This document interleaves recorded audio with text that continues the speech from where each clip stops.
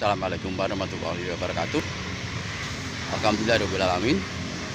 Setelah melakukan quest sepanjang kurang lebih ya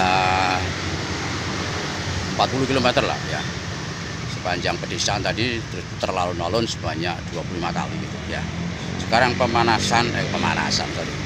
Tadi udah panas, sekarang pendinginan gitu ya. Pendinginan sambil berjalan mundur. Tapi ingat, pada saat jalan mundur jangan lupa sterilkan seluruh jalan yang akan kita lewati ya. Barangkali ada kerikil-kerikil yang menghambat kita, itu singkirkan dulu hingga nanti kita tidak kesandung ya, terjun jungkel nanti ya. Jadi itu, jadi sekali lagi fungsi untuk kita jalan mundur itu untuk menyeimbangkan ya. Kira-kira jalannya tuh sama enggak kalau kita jalan ke depan itu panjangnya sama ya, atau lebarnya sama gitu ya, antara kaki kanan kaki kiri. Kalau ke belakang seperti itu enggak kira-kira gitu ya. Itu tujuannya adalah untuk menyeimbangkan ya, menyeimbangkan tubuh kita itu ya. Kira-kira kita mundur itu juga sama enggak, normal enggak gitu jalannya gitu. Kalau normal berarti ya kita normal gitu loh. Kalau enggak normal berarti kita perlu belajar untuk jalan mundur latihan. Sekali lagi, jalan mundur itu sterilkan dulu lingkungan ya, yang kira-kira nanti menghambat kita ya. Oke, saya akan sekarang membahas sedikit terkait dengan olahraga itu sendiri, di mana dalam olahraga itu tentunya dibutuhkan oksigen masuk dalam tubuh ya. Dalam olahraga itu paling tidak ada 2 pernapasan ya kalau kita sedang berolahraga, apakah itu jalan kaki atau mungkin bersepeda, lari dan sebagainya. Itu ada 2 pernapasan, yaitu pernapasan pertama, pernapasan aerob dan pernapasan anaerob. Nah, kalau olahraganya itu semakin keras, tentunya pernapasan aerobnya akan mendominasi gitu ya. Apa pernapasan aerob dan anaerob? Nanti kita bahas pada kesempatan lain ya. Jadi artinya apa? Semakin kita butuh ekstra tenaga, tentunya pernapasan aerob, anaerob itu sangat dibutuhkan dengan cepat gitu ya, didapatkan ya. Sehingga tubuh itu secara otomatis kalau kita melakukan itu, tentunya kalau pada saat olahraga itu agak kenceng, tentunya pernapasan aerob akan mengikuti. Tidak mungkin dari aerob saja, enggak nyukupi oksigen yang lewat hidung kita ini. Mungkin pernapasan itu akan mendapatkan sesuai dengan yang dibutuhkan oleh tubuh kita ya. Sebagaimana kita ketahui bahwa udara di dalam tubuh, udara dalam sekitar kita ini, konon kabarnya para ahli mengatakan di dalam udara gini ini oksigennya bukan 100% ya, ada kurang lebih 60-70% oksigen. Yang lainnya adalah zat-zat lain gitu ya, apakah polusi, polutan dan sebagainya. Jadi kita ingat ya, jangan dikira bahwa kita bernapas itu dapatkan oksigen semua loh. Ada partikel lain gitu ya. Semakin lingkungan tercemar, semakin banyak polusi, tentunya oksigennya juga turun. Kita berkompetisi dengan orang-orang lain yang lainnya ya, sehingga kita dapatkan berapa itu tergantung dari kadar oksigen yang ada dalam lingkungan itu.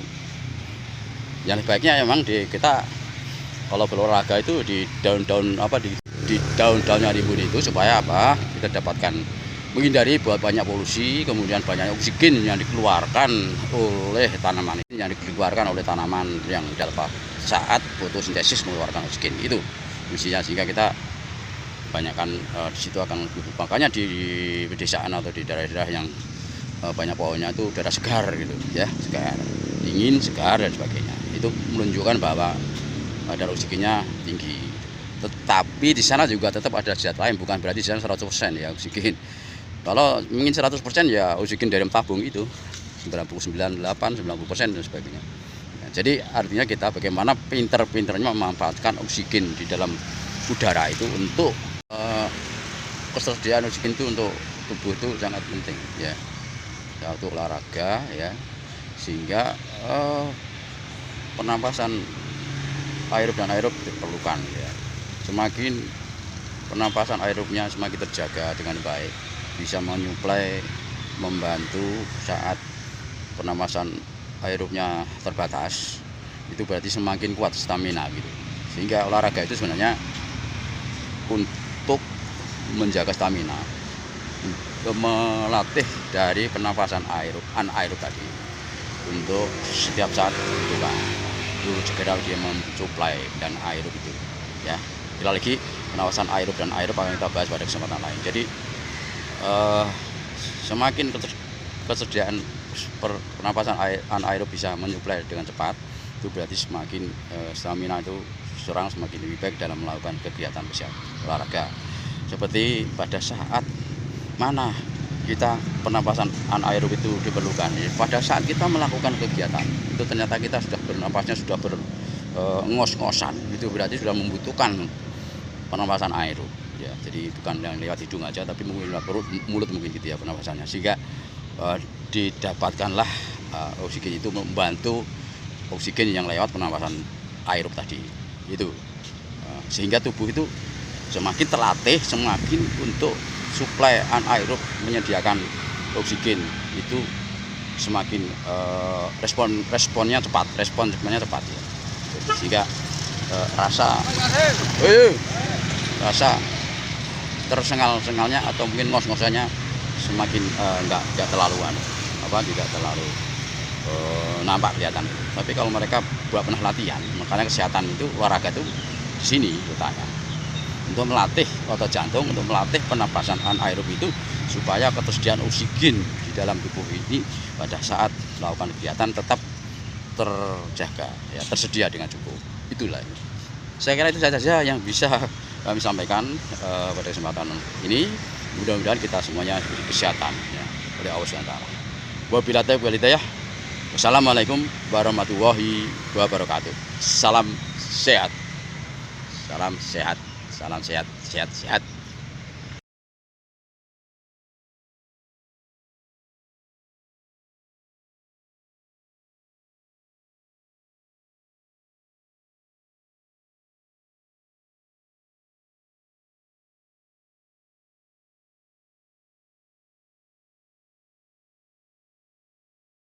Setelah kita melakukan aktivitas goes, keliling Lamongan dan putar alun-alun, kita sekarang mampir ke warung untuk minum ya. Minum menjaga supaya cairan tubuh kita tidak kekurangan, dan minum susu jahe plus telur untuk jaga stamina ya. Tidak tahu ini jahenya fungsinya untuk apa, tapi yang jelas telurnya ini berfungsi untuk menjaga sel-sel atau jaringan yang rusak ya. Selama kita aktivitas itu nanti ada jaringan yang rusak, sehingga dibutuhlah telur ini ya untuk menjaga ya, agar tetap stamina-nya nanti terjaga ya, nggak jatuh sakit ya, imunnya tetap pertahankan itu loh, ceritanya begitu ya. Jadi kita ke warung ini ya, ini lagi ada beberapa pengunjung di sini ya, banyak juga habis goes dan sebagainya ya. Ini lagi fungsinya untuk telur ini untuk menjaga atau memperbaiki sel-sel jaringan yang rusak.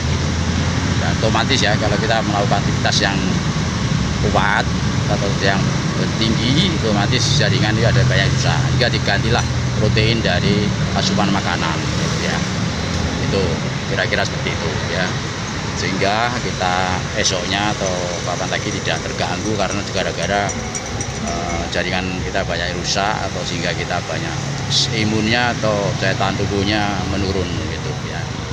Itu kira-kira seperti itu ya fungsi daripada kita minum ini ya, telurnya ini ya. Satu ada cukup lah ya, karena kalau kebanyakan nanti kolesterolnya ya nanti ya, dijaga kolesterolnya ya itu ya. Satu hari satu aja telur nggak apa-apa, paling maksimal 2 gitu ya. Ya kira-kira seperti itu ya. Oke, itu aja informasi dari saya terkait aktivitas kegiatan goes pada hari Rabu tanggal 10 Juli 2024. Mudah-mudahan kita diberikan kesehatan yang prima ya, kita bisa melakukan gas. Yang penting kita tetap bahagia ya, tetap bahagia supaya imun terjaga. Orang kalau nggak bahagia stres itu menurunkan imun. Kalau imunnya turun berarti kita nggak bisa beraktivitas. Kalau imunnya turun berarti kita nggak bisa goes, kita nggak bisa olahraga. Itu dan seterusnya. kaitannya seperti itu. Oke, terima kasih. Assalamualaikum warahmatullahi wabarakatuh.